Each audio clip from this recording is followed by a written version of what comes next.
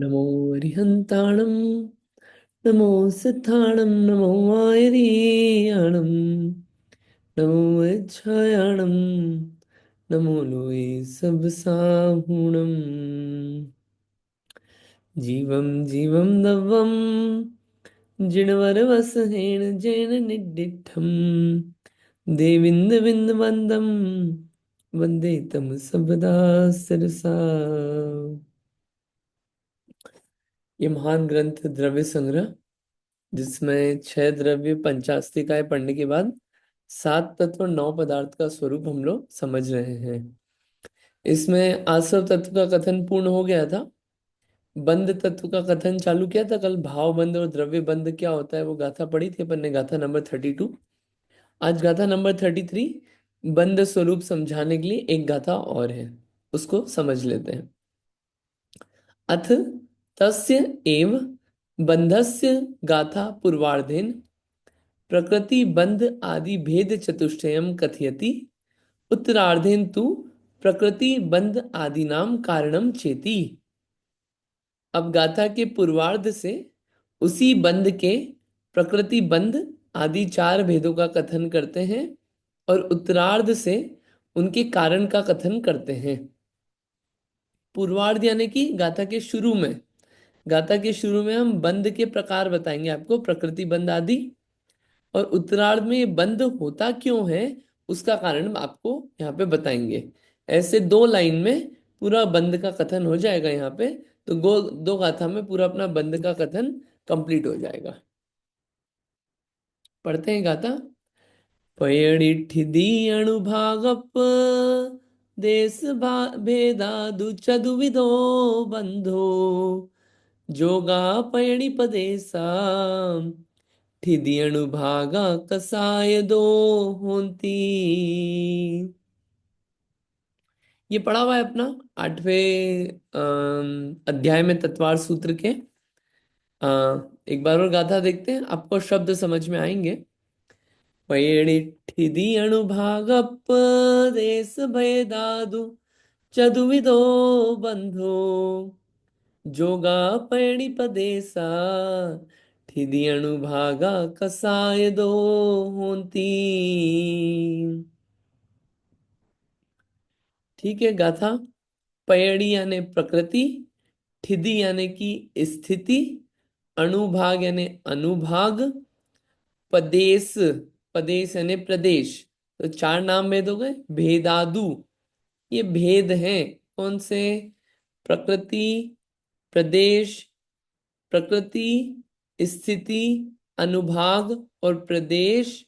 ये क्या है? भेद है। दु यानी और, ये भेद। चतुविधो बंधो, ये 4 प्रकार के, चतु यानी 4, विधो यानी प्रकार के बंध हैं। ठीक।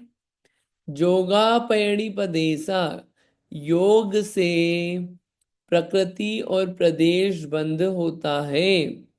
ठिदी अणुभागा, स्थिति और अनुभाग बंध कसाय दो होंती, कषाय से होता है। यानी बंध का कारण क्या है? योग और कषाय। ठीक। 4 प्रकार के बंध हैं, प्रकृति, स्थिति, अनुभाग, प्रदेश। पयड़ी, पयड़ी ठिदी अणुभागप देश दादू, देश भेदादू चतुविधो बंधो जोगा पयड़ी पदेसा। प्रकृति और प्रदेश बंध योग से होता है और स्थिति और अनुभाग बंध कषाय से होता है। यही गाथा में लिखा है, गाथा नंबर 33 में। क्लियर सबको? पढ़ा हुआ है? ठीक है। गाथा का अर्थ अपन पढ़ लेते हैं इसमें से। 33। प्रकृति, स्थिति, अनुभाग और प्रदेश, इन भेदों से बंध 4 प्रकार का है। योग से प्रकृति और प्रदेश बंध होता है और कषाय से स्थिति और अनुभाग बंध होता है।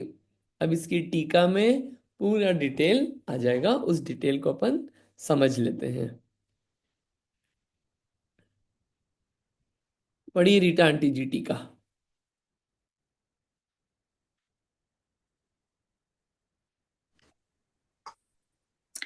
हाँ, जय जिनेन्द्र। मेरी आवाज सुनाई देती है ना? आ रही है। ओके। टीका।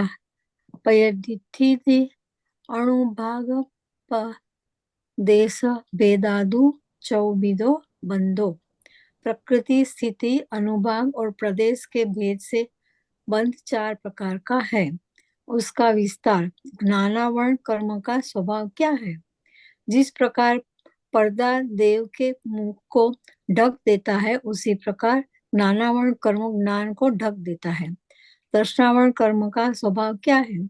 राजा के दर्शन में प्रतिहारी जिस प्रकार रोकता है, उसी प्रकार दर्शनावरण कर्म दर्शन में रुकावट करता है। साता और असाता वेदनीय का स्वभाव क्या है? मधु से लिप्त तलवार की धार चाटने से जिस प्रकार सुख थोड़ा और दुख बहुत होता है, उसी प्रकार वेदनीय कर्म सुख अल्प और दुख अधिक उत्पन्न करता है। मोहनी का स्वभाव क्या है? मोहन मद्यपान की भांति है, उपादेय पदार्थ के विचार में विकलता। आयुष्य कर्म का स्वभाव क्या है? बेड़ी की भांति एक गति में से अन्य गति में जाने से रोकना। नाम कर्म का स्वभाव क्या है? चित्रकार की भांति अनेक प्रकार के रूप करना। गोत्र कर्म का स्वभाव क्या है? छोटे बड़े बर्तन बनाने वाले कुम्हार की भांति उच्च अथवा नीच गोत्र करना। अंतराय कर्म का स्वभाव क्या है?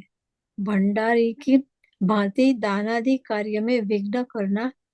कहा है कि पट, प्रतिहारी, द्वारपाल, तलवार, मध्य, बेड़ी, चित्रकार,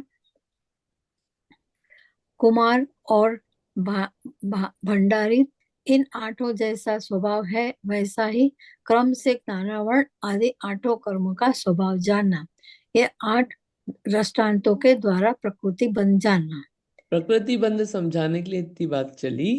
प्रकृति यानी स्वभाव। कर्म का स्वभाव कैसा रहेगा, कर्म क्या काम करने वाला है, वो होता है प्रकृति बंध। तो ज्ञानावर्णी का काम कैसा है? जैसे कपड़ा डाल दिया हो मूर्ति पे तो मुख ढंग से नहीं दिखता, ज्ञानावर्णी। द्वारपाल होता है जो जरा सी भी झलक नहीं दिखने देता, वो दर्शनावर्णी का स्वभाव है। वेदनी का कैसा है? शहद लिपटी तलवार, कि जो कि सुख तो कम देती है दुख ज्यादा देती है, तो वो उसका स्वभाव हुआ।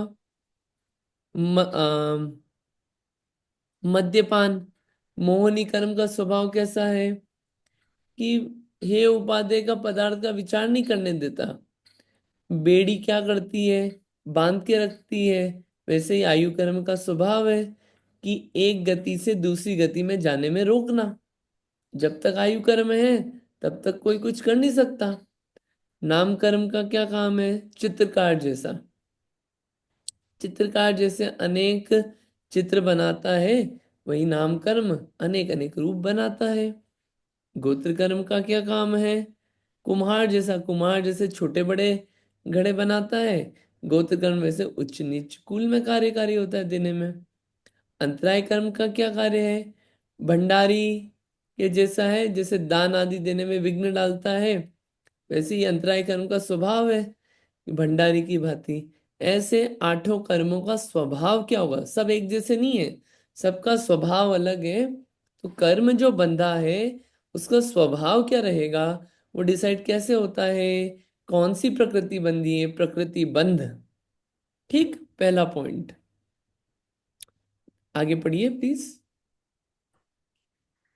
बकरी, गाय, भैंस आदि के दूध में जिस प्रकार 2 प्रहर आदि तक अपने मधुर रस में रहने की काल की मर्यादा है, उसे स्थिति कहते हैं।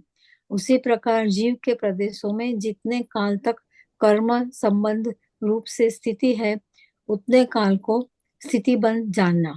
स्थिति बंध यानी समय, स्थिति यानी टाइम। कितने समय तक बंधन रहेगा, कितने समय तक ये कर्म बंधा रहेगा जो बांधा है आपने। जैसे कि गाय का, भैंस का, बकरी का दूध ये जो होता है, ये कितने टाइम तक अपना मीठा स्वाद दे पाएगा, बढ़िया स्वाद दे पाएगा। उसकी कुछ काल की मर्यादा होती है ना, उसको क्या बोलते हैं, स्थिति। उसी प्रकार जीव के प्रदेश में ये कर्म जो है, ये कितने समय तक टिक पाएंगे, उसे क्या बोलते हैं, स्थिति बंध कहते हैं। ठीक। आगे। जिस प्रकार उन्हीं के दूध में तारतम्यता से रस संबंधी शक्ति विशेष को चिकनाई मिठास को अनुभाग कहा जाता है, उसी प्रकार जीव के प्रदेशों पर स्थित कर्म के स्कंदों में भी सुख अथवा दुख देने की शक्ति विशेष को अनुभाग बन जानना। घाती कर्म से संबंधित वह लता शक्ति लता काष्ठ, अस्थि मीनिंग हड्डी और पत्थर के भेद से 4 प्रकार की है। उसी प्रकार अशुभ अघाती कर्म से संबंधित शक्ति नीम, काजोड़, काली जीरी, कांजीर विष, कांजीर। कांजीर, काली जीरी, विष तथा हाला हल रूप से भेद से 4 प्रकार की है। और शुभ अघाती कर्म के साथ संबंधित शक्ति गुड़, खांड, शक्कर मीनिंग मिश्री और अमृत रूप 4 प्रकार की है। हाँ, अनुभाग फल देने की शक्ति बता रहे हैं अब इसमें। क्या आप देखिए कि सब सारे के जो कर्म बंधते हैं, भले ही ज्ञानामणि बंधा हो, ठीक है, भले ही सेम समय का भी बंधा हो, अलग समय का हो सेम समय का, लेकिन वो उसकी फल देने की शक्ति कितनी है। जैसे आप देखें, शक्ति को अपन समझने के लिए, दूध जो होता है, दूध की चिकनाई और मिठास में अंतर होता है। गाय के, भैंस के और बकरी के दूध की चिकनाई में बहुत अंतर होता है, गाढ़ेपन में अंतर होता है, मिठास में अंतर होता है।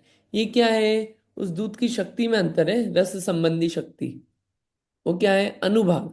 वैसे ही ये जो कर्म बंधे हैं, कर्म स्कंद बंधे हैं, ये सुख दुख कितना ज्यादा देंगे, उसकी भी शक्ति होती है अलग।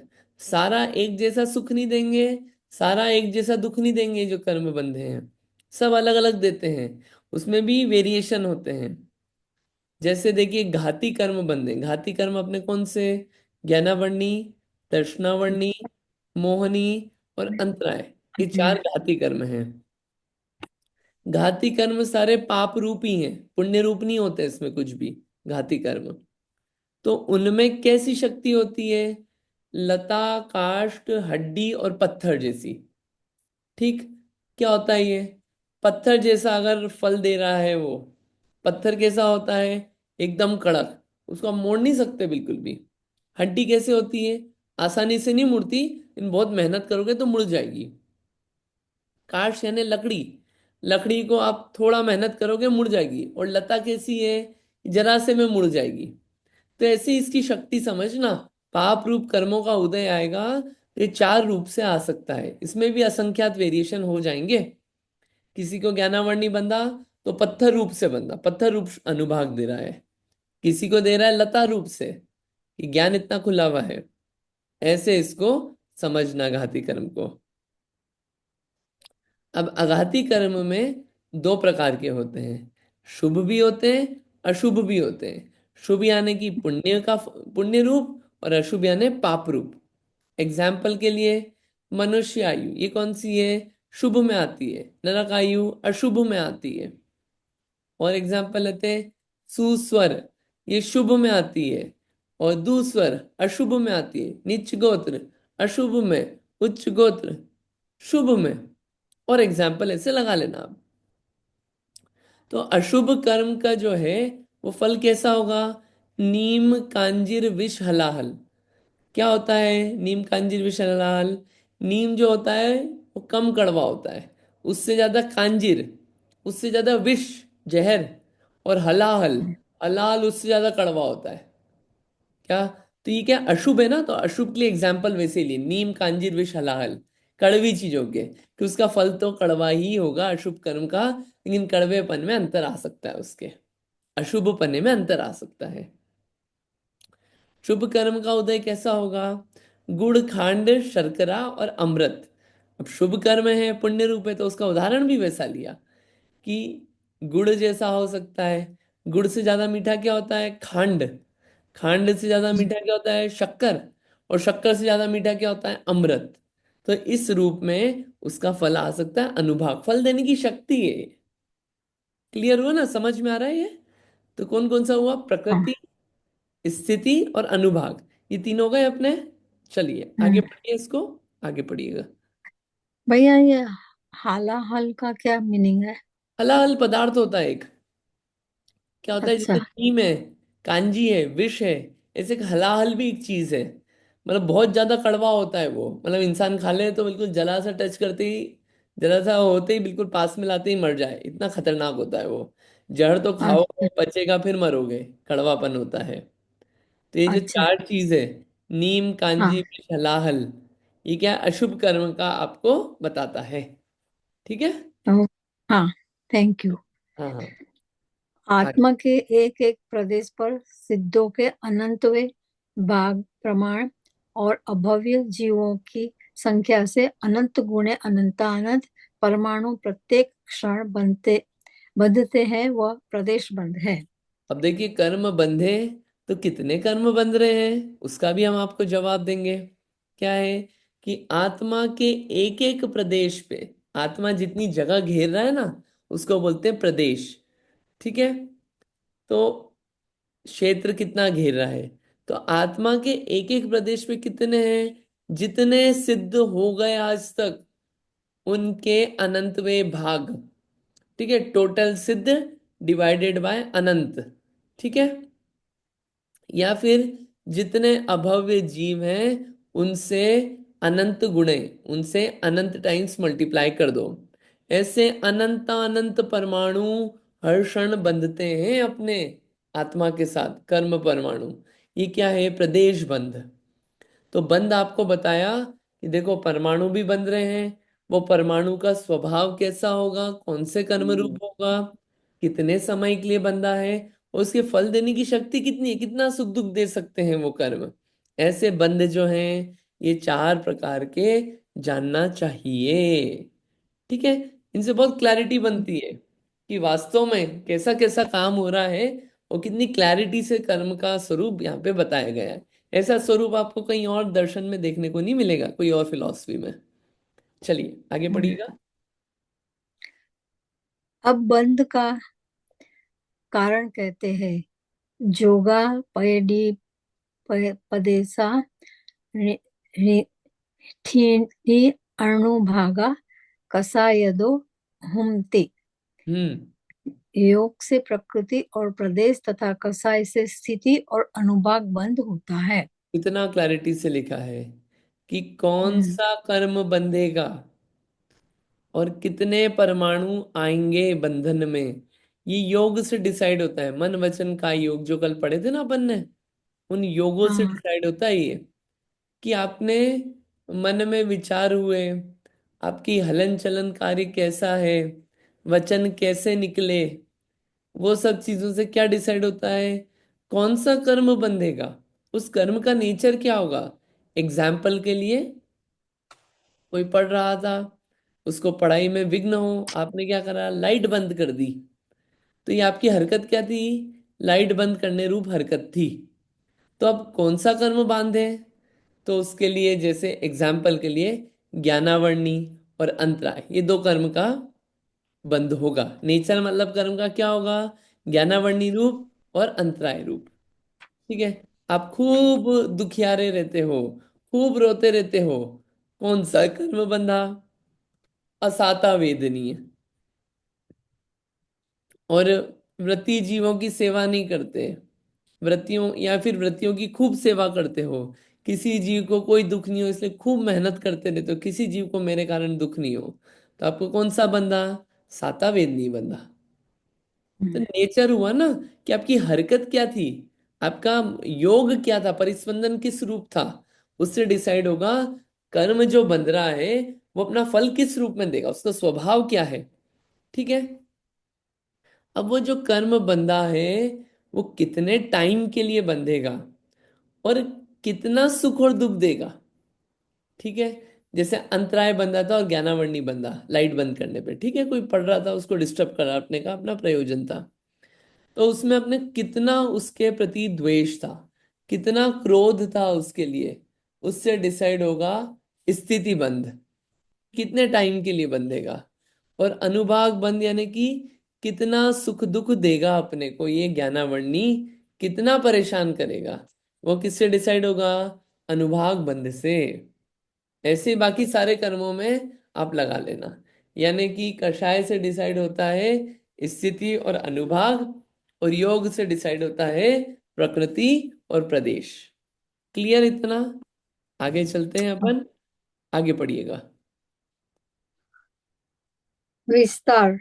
निश्चय से निष्क्रिय ऐसे शुद्धात्मा के प्रदेशों के व्यवहार से परिस्पंद का कारण योग है। उससे प्रकृति बंध और प्रदेश बंध, ये दो प्रकार के बंध होते हैं। निर्दोष परमात्मा भावना के प्रतिबंधक क्रोधादि कसाय के उदय से स्थिति बंध और अनुभाग बंध, ये दो बंध होते हैं। ये द्रव्य संग्रह की विशेषता है कि बंध तो आपको बता ही रहे हैं, लेकिन साथ में ये भी बताते हैं, देखो वैसे ये जो आत्मा है, शुद्धात्मा है, इसमें कोई परिस्पंदन नहीं होता है नेचुरली, स्वभाव नहीं है उसका। इसलिए क्या बोला, निश्चय से कैसा है? निष्क्रिय है, परिस्पंदन स्वभाव नहीं है, लेकिन फिर भी व्यवहार से परिस्पंदन पाया पाया जाता है, इसलिए प्रकृति प्रदेश बंद हो रहा है। और फिर आगे बताया कि वास्तव में तो ये आत्मा निर्दोष है, लेकिन फिर भी इस निर्दोष पने का जो प्रतिबंधक है, ऐसा क्या है? कषाय निर्दोष पने को दोषी सिद्ध कराती है, जो जिसके कारण दोषी होता है ये, स्वभाव निर्दोष है, तो जो दोषीपना आता है कषाय के कारण, उसके कारण स्थिति और अनुभाग बंद होता है। मतलब गलती भी बता रहे हैं, और गलती का नेचर नहीं है, साथ में ये भी बता रहे हैं, एक्चुअल रूप तो पता चले कि कैसा है आत्मा। अच्छा, अब आगे शंका देखते हैं अपन। क्वेश्चन, क्या क्वेश्चन लिखा है, फिर आंसर देखते हैं, पढ़िएगा। शंका। आश्रव और बंध के होने में मिथ्यात्व अविरति आदि कारण समान है, तो आश्रव और बंध में क्या अंतर है? हम्म। उत्तर, इस प्रकार नहीं है। प्रथम क्षण में कर्म स्कंदों का जो आगमन है वो आश्रव है, और आगमन के पश्चात द्वितीय आदि क्षणों में जीव के प्रदेशों में उन स्कंदों का रहना वो बंध है। इस प्रकार आश्रव और बंध में अंतर है, क्योंकि योग और कसाई से चार प्रकार का बंध होता है। अतः बंध का नाश करने के लिए योग और कसाई का त्याग करने करके निज शुद्धात्मा में भावना करना, यह तात्पर्य है। देखिए यहाँ पे आया है क्वेश्चन कि हमें तो लग रहा है कि यह आश्रव और बंध जो है इसमें कोई अंतर नहीं है, क्योंकि जो कारण आश्रव का है वही कारण बंध का है, मिथ्या अविरति आदि। तो उत्तर दिया, देखो ये बात ठीक नहीं है कि आश्रव और बंध में कोई डिफरेंस नहीं है, डिफरेंस है। पहला तो क्या है कि ये जो कर्म आ रहे हैं, इसको क्या बोलते हैं? आश्रव। आश्रम। और आने के बाद सेकंड मोमेंट पे क्या हो रहा है? वो जीव के प्रदेशों के साथ प्रवेश कर रहे हैं, तो सेकंड मोमेंट पे काम हो रहा है, वो क्या है? बंद होना। तो आश्रव और बंध में अंतर है। और बंध का कारण क्या है? योग और कषाय, अभी आपको बता दिया हमने, चार प्रकार का बंध होता है, कारण उसका योग और कषाय है। तो अगर आपको बंधन का नाश करना है तो योग और कषाय छोड़ो, बंधन को बचाना है तो। और आश्रव से बचना है तो मिथ्यात अविरति प्रमाद कषाय योग सब छोड़ो, तो आश्रव से बच जाओगे। देखिए उसमें जो बात आई बंधन की और इसकी बात आई, अनंत भगवान है, उनको कषाय नहीं है। कषाय नहीं होने के कारण कर्म तो आते हैं, लेकिन कर्म आके टिक नहीं पाते। क्यों नहीं टिक पाते? क्योंकि स्थिति नहीं रहती है ना उनकी। कषाय नहीं है तो स्थिति बंद है ही नहीं, अनुभाग बंद है ही नहीं। प्रकृति आए तो आए, प्रदेश कर्म के आए तो आए बंधन होने के लिए, लेकिन उनको टिकाने के लिए स्थिति बंद चाहिए ना। स्थिति बंद होता ही नहीं है, कषाय नहीं है, इसलिए भले ही आता है, आप देखना गोमटसार कर्मकांड आदि पढ़ना आप। 13वें गुणस्थान में वेदनी कर्म का भी मतलब वो कर्म आ रहे हैं, आश्रव हो रहा है कर्मों का। आने दो कर्मों को। क्या करेंगे कर्म आके? कषाय तो है नहीं, तो स्थिति बंद होएगा ही नहीं, तो रुक ही नहीं पाएंगे, जीरो स्थिति बंद। तो क्या होगा? कर्म आएंगे, आके आए ऐसे, लेकिन प्रवेश नहीं कर पाएंगे, रुक नहीं पाएंगे। क्या हुआ? वहीं के वहीं गिर गए। ठीक है। ये क्या है? ये अपना है बंद का स्वरूप, समझ में आता है इससे कि मेन काम क्या है। कषाय से बचा जाएगा तो बंधन से मुख्य रूप से बच पाएंगे अपन। कि कषाय जो है वो स्थिति और अनुभाग बंद कराती है, ऐसा इसको जानना चाहिए। गाथा एक बार और पढ़ लेते हैं अपन, ताकि क्लैरिटी हो जाएगी अब जितना पढ़ा अपन ने। पयडिठि अणुभाग पदेश भेदादु चतुविदो बंधो जोगा पयडि पदेसा ठिदि अणुभागा कसाय दो होंती। ये गाथा पढ़ी थी, इसी का विस्तार अपन ने पढ़ा है। प्रकृति, ठिधि यानी स्थिति, अणुभाग यानी अनुभाग, प्रदेश यानी प्रदेश, और प्रदेश भेद। ठीक है, दू मतलब और। ये भेद चतुर्विदो, ये चार प्रकार के भेद बंध के हैं। जोगा पैणी पदेसा, योग से प्रकृति और प्रदेश बंद होता है। ठिधि अणुभागा, स्थिति और अनुभाग से कसायदो होती, स्थिति और अनुभाग बंद कषाय से होता है। ये गाथा का अर्थ है। ठीक है, तो ये बंद का स्वरूप जो है दो गाथा में कह दिया। आचार्य उमा स्वामी महाराज ने 8वां अध्याय लिखा पूरा बंद तत्व समझाने के लिए। देखो एक मिनट खोलते हैं। ठीक है ना? कितनी? 26 26 सूत्र लिख के गए। ठीक है। इन्होंने मात्र दो गाथा में पूरा बंद तत्व समझा दिया, और पूरी बातें आ गई इसमें, अच्छे से आ गई। ठीक है। ये पूरा बंद तत्व था। अब अपन उसके आगे, अभी अभी है ना समय, हाँ, आगे अब संवर, संवर तत्व का स्वरूप दो गाथा में चलेगा। कौन सा तत्व? संवर। संवर क्या होता है? आश्रवता कर्मों का आना, वो क्या है? आश्रव। अब कर्मों के आने को रोकने को कहते हैं संवर। ठीक है। तो संवर का स्वरूप चलेगा, संवर पढ़ेंगे। संवर दो गाथाओं में चलेगा। ठीक है। अब ये थोड़ा सा बड़ा है, बट अच्छा है विषय संवर का भी, काफी अच्छा है, पढ़ ही लेते हैं इसको। उसके पहले थोड़ा सा टीका में देख लेते हैं अपन। टीका भी साथ में पढ़ रहे हैं ना अपन, वर्णी जी की, कि कौन अपना गाथा 31 कल अपन ने पढ़ा था, ये आश्रव भाव आश्रव के बारे में। कर्म के बारे में काफी सारी बातें आती है कि अम, देखिए, एक होता है कर्म, अपन बोलते हैं ना कर्म आश्रव हो रहा है। तो कर्म कौन बनते हैं? कार्माण वर्गणाएं होती है, कार्माण पार्टिकल्स होते हैं, ये पुद्गल होते हैं, उससे कर्म बनते हैं, वही कर्म रूप में कन्वर्ट होते हैं। तो क्वेश्चन आता है, ये कार्माण वर्गणाएं कहाँ रखी हुई है? तो कार्माण वर्गणाएं जो है पूरे लोक में है, हर जगह ठसाठस भरी हुई है, पूरे तीनों लोकों में। एक एक प्रदेश पे अनंत कार्माण वर्गणाएं हैं। ठीक है। तो वो जो कार्माण वर्गणाएं हैं वो क्या होती है? देखिए, उन कार्बन वर्गणाओं का कर्म रूप होने से पहले भी जीव के साथ कोई संबंध है या नहीं? कुछ कार्बन वर्गणाओं का कर्म रूप होने से पहले भी जीव के साथ एक क्षेत्रावकाश संबंध रहता है, उन्हें विश्व सोपचय कहा जाता है। सभी संसारी जीवों के विश्व सोपचय बना रहता है। कार्बन वर्गणाएं हर जगह है। कुछ का संबंध क्या है कार्बन वर्गणाओं का? जीव के साथ पहले से है, कर्म रूप नहीं हुआ उसके पहले से संबंध है। और कुछ क्या है विश्व सोपचय से अलग है। क्या विश्व सोपचय वाले स्कंद ही कर्म रूप परिणत होते हैं, या अन्य कार्बन वर्गणाएं भी कर्म रूप परिणत हो जाते हैं? तो विश्व सोपचय के कार्बन स्कंद ही कर्म रूप परिणत होते हैं, अन्य कार्बन वर्गणाएं भी विश्व सोपचय रूप बनकर कर्म रूप परिणमित हो जाती है।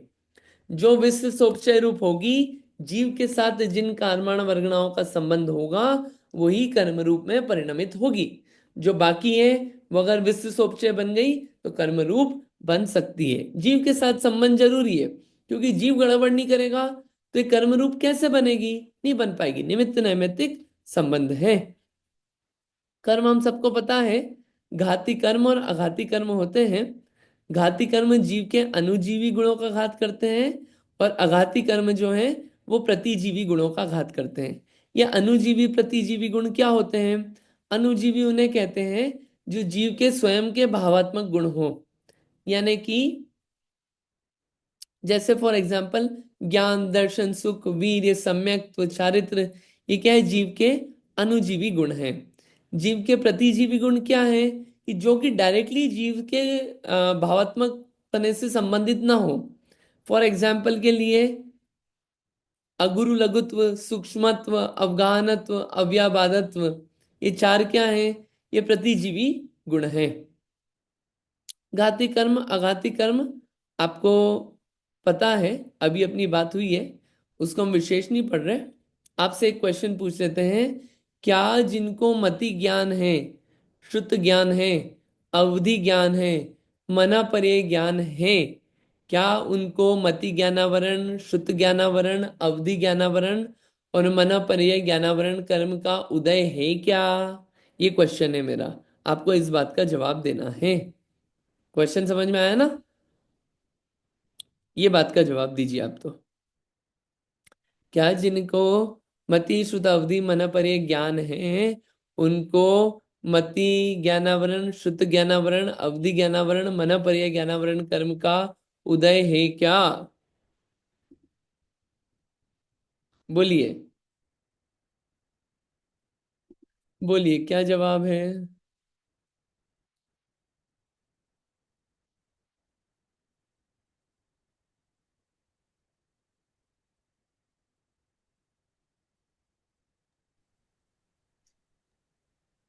अरे, कोई भी नहीं? नहीं, नहीं, um, नहीं जवाब आता है, नहीं।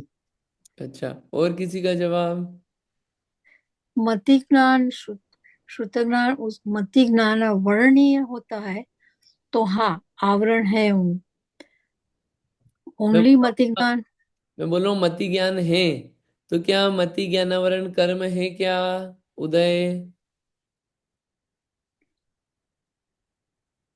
ओनली मति ज्ञान है तो आवरण नहीं है। और शुद्ध ज्ञान है तो शुद्ध ज्ञानावरण कर्म है कि नहीं है? नहीं, श्रुत ज्ञान है तो आवरण नहीं है ना, तो श्रुत श्रुत ज्ञान वर्णीय नहीं होता है। अच्छा, सेम। अवधि, अवधि ज्ञान है तो अवधि ज्ञानावरण कर्म का उदय है कि नहीं है? एज फार नहीं, एज आई नहीं, नहीं, अंडरस्टैंड नहीं है। मना परे ज्ञान है तो मना परे ज्ञानावरण कर्म का उदय है कि नहीं है? नहीं, नहीं है। अच्छा, केवल ज्ञान है तो केवल ज्ञानावरण कर्म का उदय है कि नहीं है? नहीं ना। केवल ज्ञान तो ओनली केवल ज्ञान ही है ना, एक उसमें ही होता आवरण है, कैसे केवल ज्ञान तो होता है? एक ही होता है, चार उसके साथ कोई नहीं होता है। चलिए, लास्ट वाला तो आपका सही है, केवल ज्ञान वाला। लेकिन मति श्रुत अवधि मना परे ज्ञान है तो भी कर्म का आवरण है उन उन कर्मों का। आप मुझे ये बताइए, आपके पास मति ज्ञान है, श्रुत ज्ञान है। मति ज्ञान, श्रुत ज्ञान क्या है? मति ज्ञान इंद्रिय और मन की सहायता से जो ज्ञान होता है, आंखों से जो देखना हो रहा है। आंखों पे चश्मा क्यों लगाया है? और ये आपको आंखों से कितनी दूर का दिखता है? आपको ज्यादा दूर का क्यों नहीं दिखता? आपको भगवान के हम्म, पास जाके क्यों देखना पड़ता है? कोई चीज इतनी पास से क्यों देखनी पड़ती है ना? मति ज्ञानावरण, शुद्ध ज्ञानावरण। या आपको फोन पे ढंग से क्यों नहीं सुनाई देता जब तक चिपका के बात नहीं करो? दूर से बात कर लो। चौथे कमरे में कोई होता है तो आपको आवाज क्यों नहीं आती उसकी इस कमरे तक? आपके पास तो कान है ना, और मति ज्ञान है ना। यानी कि आपको उसका कर्म का उदय है अभी भी, पूरा आवरण नहीं हटा है उस मति ज्ञान का आपको। मति ज्ञान होते हुए भी मति ज्ञानावरण है, शुद्ध ज्ञान होते हुए भी शुद्ध ज्ञानावरण है, अवधि ज्ञान होते हुए भी अवधि ज्ञानावरण है, अवधि ज्ञान मना पर्याय में भी अवधि ज्ञान है, तो उसमें भी कुछ लिमिटेशन है। ऐसा थोड़ी अवधि ज्ञान में कि इनफाइनाइट पास्ट का जान रहा है, इनफाइनाइट फ्यूचर का जान रहा है, उसमें भी मर्यादा होती है द्रव्य क्षेत्र काल भाव की, मना परे ज्ञान में भी। तो आवरण है ना उतना उतना, ठीक है। और केवल ज्ञान है तो कोई आवरण नहीं है, इस नहीं बात को है। आप ख्याल रखना। समझ में आई ये बात? इंपॉर्टेंट है हाँ। ये, ठीक है, चलिए अगली बात देखते हैं। एक बात और है इसमें, अगली बात, हाँ, दर्शनावरण कर्म। क्या है दर्शनावरण कर्म, आपको पता है? इसमें 5 तरह की निद्रा है और 4 प्रकार के हमारे क्या है, चक्षु, अचक्षु, अवधि और केवल दर्शन है। निद्रा के बारे में आपको ख्याल है, पढ़ा हुआ है आपका। मोहनी कर्म, दर्शन मोहनी और चारित्र मोहनी। उसमें दर्शन मोहनी खतरनाक, मिथ्यात्व और सम्यक प्रकृति, श्रद्धान गुण का घात करे। और चारित्र मोहनी जो है वो चारित्र गुण का घात करता है। ऐसे चारित्र मोहनी के कुल मिला के 25 भेद होते हैं, जिसमें 16 तो कषाय है और 9 नौ कषाय है। ऐसे 25 भेद हो जाते हैं। ठीक है, अब इसमें भी जो कुछ खास बात हो उनको अपन ले लेंगे। बाकी क्या है, विषय आप स्वयं से पढ़ना, जो किसका कितना काल है। ऐसे शॉर्ट रूप में तो एक बार बताया हुआ है, ये टीका को आप विशेष रूप से स्वयं से पढ़ सकते हैं। देखिए किसका कितना काल है, कौन सा कितना काल है, रति भाई, ये सब क्या है, ये सब अपने लिखे हुए हैं। देखिए ये आता है, पुरुष वेद का उदय, जिस कर्म के उदय से महान कर्तव्यों में वृत्ति, स्त्री रमण की अभिलाषा आदि पौरुष भाव हो, उसे पुरुष वेद कहते हैं। ठीक है, स्त्री वेद, जिस कर्म के उदय से कोमलांगता, नेत्र विभ्रम, मुख फुलाना, पुरुष रमण इच्छा आदि स्त्री भाव हो, वो स्त्री वेद। नपुंसक वेद, दोनों में रमण की इच्छा, काम अग्नि प्रबल प्रबल होती है इनकी, कायरता भी होती है इनमें, ऐसे जो भाव होते हैं वो नपुंसक वेद के भाव हैं। ये 9 कषाय हैं। 9 कषाय को ईशत कषाय भी कहते हैं। ईशत कषाय क्यों बोलते हैं? क्योंकि इनकी स्थिति भी कम होती है और फल देने की शक्ति भी कम होती है, इसलिए ये ईशत कषाय हैं। और ये कषाय जो हैं मुख्य कषाय के होने पर उसके इशारे पे ही काम करती है। चलिए अंतराय कर्म भी आपको ख्याल है, पहले पढ़ाया हुआ है। वेदनीय, साता, असाता। ठीक है, हाँ, सुख आनंद और इसमें अंतर अपन ने देखा है। सुख जो होता है इंद्रियों को जो सुहावना लगे वो सुख। आनंद जो है आत्मा का स्वाभाविक परिणमन है। आयु कर्म भी आपको ख्याल है। नाम कर्म के 93 भेद, ये सब अपने पढ़े हुए हैं, तो इनको अपन अभी नहीं ले रहे विशेष। आप टीकाओं में इसको पढ़ लेना स्वयं से, अगर आपको लगे कि कुछ हमें पढ़ना है तो आप इसमें से पढ़ लेना। मैं तो कुछ विशेष देख रहा हूँ, कुछ विशेष बात आई हो तो आपको बता दूं। ठीक है, चलिए ये 93 भेद, ठीक है, हाँ ये पढ़ लेते हैं। चलिए, ये जो द्रव्य आश्रम, ये सब द्रव्य आश्रम के भेद हैं, 148 कर्म। इनको जानने से आत्मा को क्या लाभ? तो निश्चय ने से इन्हें जाना जाए तो इनका ज्ञान निश्चय सम्यक्त्व का कारण है। जैसे भाव आश्रम को जानना निश्चय सम्यक्त्व का कारण है, वैसे द्रव्य आश्रम को जानना भी सम्यक्त्व का कारण है। कैसे? ये लिखा है, उक्त सब द्रव्य आश्रव पर्याय हैं। द्रव्य आश्रव क्या है? पर्याय है। कौन से द्रव्य की पर्याय है? बोलिए, बिना देखे बताइए। द्रव्य आश्रव कौन से द्रव्य की पर्याय है? ये सब बातें हो चुकी अपनी, इसलिए पूछ रहा हूं मैं। जैसे भाव आश्रव जीव द्रव्य की पर्याय है, ये द्रव्य आश्रव कौन से द्रव्य की पर्याय है? बोलिए, 6 द्रव्यों में से।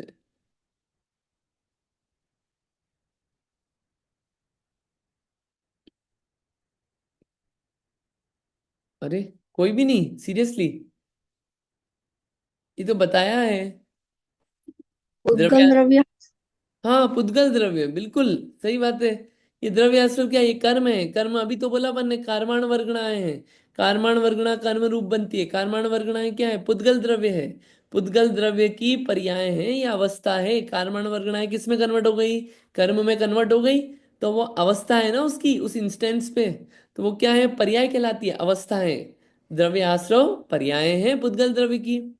ठीक है, यानी पुद्गल द्रव्य से उत्पन्न हुई है, तो जहां से उत्पन्न हुई है केवल उस द्रव्य की दृष्टि रहने पर ये पर्याय गौण हो जाती है। अगर आप उस द्रव्य पे दृष्टि करोगे, पर्यायों पे फोकस नहीं करोगे उस द्रव्य पे, तो क्या होगा, पर्याय गौण हो जाएगी और द्रव्य दृष्टि मुख्य हो जाएगी। आप पुद्गल को देखो, पश्चात द्रव्य दृष्टि में विकल्पों का अवकाश न होने से द्रव्य दृष्टि का विकल्प भी छूटकर आत्मा का केवल सहज आनंदमय परिणमन का अनुभव रह जाता है। इस शुद्ध आत्म तत्व की अनुभूति को निश्चय सम्यक्त्व कहते हैं। फिर बाद में वो जब द्रव्य रूप ही दिखता है, तो उस द्रव्य से भी दृष्टि छूट के अपनी आत्मा की तरफ दृष्टि जाती है, और कर्म होने के बावजूद जीव उन कर्मों में अपना माथा नहीं परेशान होता, उन विकल्पों से छूट के आत्मा में आनंद करता है। हर परिस्थिति में वो द्रव्य दृष्टि का फायदा है, और वही निश्चय सम्यक्त्व है। ठीक है, ये टीका में अपनी बात हुई थी। कल अपन ने गाथा नंबर 32 पढ़ी थी, उसमें काफी सारी बातें उसमें भी आई थी, जो कि कल अपन ने देख ली थी कि भावबंध क्या है और द्रव्य बंध क्या है। चेतन भाव से क्या होता है, भावबंध। चेतन भाव कौन से, राग द्वेष रूप जो भाव हुए जीव के, वो भावबंध है। ठीक है, वो चेतन भाव कैसे हैं, अशुद्ध हैं। अशुद्ध क्यों है, कि राग द्वेष जो कर्म के कारण हो रहे हैं वो भाव अशुद्ध हैं, और जो बिना कर्म के हों वो कैसे हैं, शुद्ध होते हैं। ठीक है, एक क्वेश्चन आता है, आत्मा तो अमूर्तिक है, उसके साथ मूर्तिक कर्म का बंधन कैसे हो जाता है। आपने बोला कि क्या है, कर्म और जीव के प्रदेश एक दूसरे में प्रवेश कर जाते हैं, गाथा में आया था। तो आप बोल रहे हो, पहले हमको पढ़ा के आए हो, आत्मा अमूर्तिक है और कर्म कैसे हैं, मूर्तिक है, क्योंकि पुद्गल है। ये दोनों का बंधन कैसे हो जाता है। तो संसारी आत्मा कर्म बंधन से बद्ध होने के कारण कर्म संबंध से कथनचित मूर्त माना गया है। ऐसे आत्मा के साथ कर्म का बंध हो जाना युक्त ही है। पहले आपको अमूर्तिक समय में पढ़ा के आए हैं कि कर्म बंधन है, इसलिए उस अपेक्षा से आत्मा कैसा है, मूर्तिक है। और यूं कैसा है, अमूर्तिक है। दोनों नए से पढ़ाया था उसको, व्यवहार और निश्चय नए से। तो ऐसे मूर्तिक आत्मा से कर्म का बंधन हो जाना पॉसिबल है। एक क्वेश्चन और आया, आत्मा के साथ कर्म का एकाकार हो जाने का अर्थ क्या है। एकाकार हो जाना मतलब आत्मा और कर्म एक हो गए, मतलब कि आत्मा और कर्म एक क्षेत्र अवगाह है, एक ही जगह पे हैं। कितना गजब है, देखो आप, आत्मा और कर्म इतने अनादिकाल से एक साथ रह रहे हैं, लेकिन कभी भी कर्म आत्मा नहीं हुआ, आत्मा कर्म नहीं हुआ, कर्म ने आत्मा को छुआ नहीं, आत्मा ने कर्म को छुआ नहीं। दोनों में एक दूसरे के गुण नहीं आए कभी भी। यही तो इन द्रव्यों की विशेषता है। ठीक है, ये बात गाथा नंबर 32 की। 33 अपन ने आज पढ़ा, प्रकृति बंध, प्रदेश बंध, स्थिति बंध, ये सब अपन ने पढ़ा था। ठीक है, ये इसको आप विशेष आपको पढ़ना हो कि भोग भूमि आयु बंध के बहुत सारी चीजें थी। आयु बंध की देखिए, आपको पहले बात बताइए, आयु बंध कैसे बनता है। आयु बंध जो होता है उसके 8 अपकर्ष आते हैं। ठीक है, जितनी आयु हो उसके 8 चांसेस आते हैं। तो अपन ने 100 साल 80 साल हो तो उसमें 8 चांसेस आप ले लोगे। ठीक है, लेकिन इनमें क्वेश्चन आया कि भोग भूमिया जीव जो होते हैं उनकी आयु तो पल्ले की होती है, इतनी लंबी लंबी आयु होती है, सागरों में पल्लियों में ऐसी आयु होती है। तो उन भोग भूमिया मनुष्य तिर्यंचों के 8 अपकर्ष कब होते हैं, उनकी आयु बंधन कैसे होता है। तो भोग भूमिया मनुष्य तिर्यंच के अंतिम 6 मास शेष रहने पर उनके 8 बार 2 विभाग करना चाहिए, जैसे पहली बार 2 माह आयु शेष रहने पर होता है। ठीक है, क्लियर आया। उनकी आयु इतनी बड़ी है तो उनकी पूरी आयु पे अपन 8 अपकर्ष नहीं लगाएंगे, 8 चांसेस नहीं आएंगे। लास्ट के 6 महीने में उनकी आयु बंधती है, किसकी, भोग भूमिया मनुष्य और तिर्यंचों की।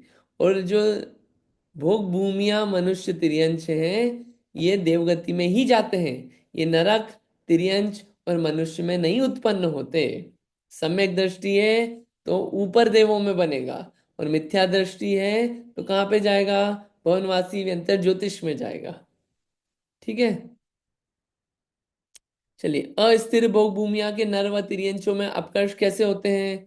भरत और एरावत क्षेत्रों में भोग भूमि पहले दूसरे तीसरे काल में होती है। अस्थिर भोग भूमि यानी कि जहाँ पे हमेशा भोग भूमि नहीं लगती है, क्योंकि कुछ जगह ऐसी जहाँ पे हमेशा भोग भूमि है, लेकिन भरत एरावत क्षेत्र में क्या है, हमेशा भोग भूमि नहीं होती है, पहले दूसरे तीसरे काल में ही होती है, इसलिए इसको अस्थिर भोग भूमि बोलते हैं। अस्थिर भोग भूमि में मनुष्य और तिर्यंचों के अपकर्ष उनकी 9 माह आयु शेष रहने पर 8 बार 2 विभागों में लगाना चाहिए, जैसे कि इनका पहली बार 3 माह आयु शेष रहने पर होता है। अस्थिर भोग भूमि में 9 महीने शेष रहने पे होगा, और जो स्थिर भोग भूमियां है, जो हमेशा भोग भूमि बनी हुई है, उनमें कितने, 6 महीने शेष रहने पर आयु बंधती है। आपको समझ में आ रहा है ना किसकी बात कर रहे हैं अपन, आयु बंध का। अपनी तो क्या है, 6 चांसेस आते हैं उसमें, 8 चांसेस आते हैं पूरी लाइफ टाइम के, उसमें अपन बांधते हैं। इनके लेकिन इतना समय शेष रहने पर बनती है।